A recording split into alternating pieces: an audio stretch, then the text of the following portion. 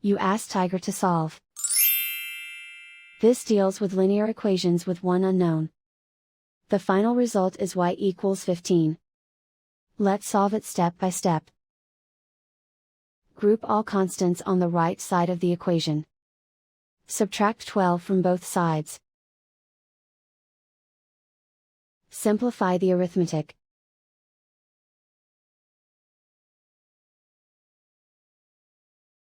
Isolate the y. Divide both sides by 7. Simplify the fraction. Find the greatest common factor of the numerator and denominator. Factor out and cancel the greatest common factor. And so the final result is y equals 15.